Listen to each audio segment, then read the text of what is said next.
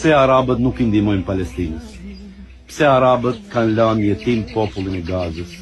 Pse arabët nuk janë të interesuar që çështja palestineze të zgjidhet në përgjithësi edhe përfundimisht t'u jepen fund atyre mundimeve që I përjeton populli palestinez tash e 70 vjet? Pse arabët kaq indiferent? Pse arabët kaq në gjumë? Këto janë pyetje të dashur vëllezër që I parashtrojnë vazhdimisht miqët tanë dhe mbar muslimanët e tërë botës.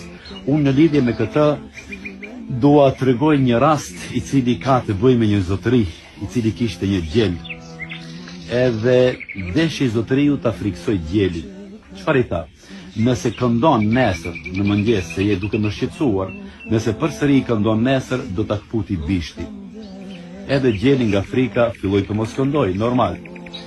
Kur zotëriu pa që gjeli u nështrua frikës, vazhdoi duke ja shtuar dozën e presionit. Edhe I tha nëse, mbas disa ditësh, I tha nëse nuk këndon si pulat, do ta kpus kokën, do të therë. Gjeli përsëri u fiksua edhe më shumë edhe filloi dal ngadalë dhe ai të këndoj si pulat, jo si gjel. Kur zotëriu pa që ki u nështrua komplet frikës, I tha prej nesër e tutje, I tha do fillosh do bësh ves, edhe ti do bësh ves si kur pulat tjera. Në këtë rast gjeli e tha atë thanjën e tij të njohur, si kur të kisha vdekur duke kënduar, si kur mos isha nënshtruar qish në hapin e parë.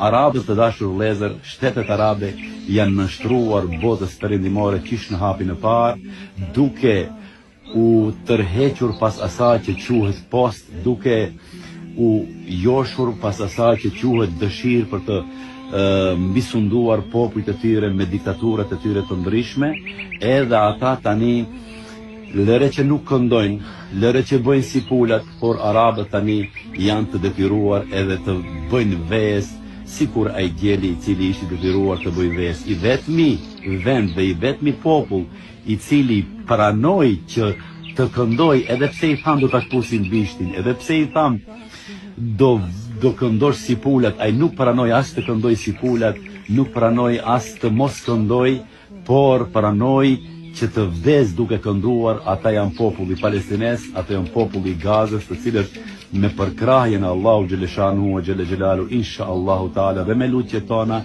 inshallah do t'ja dalin mban.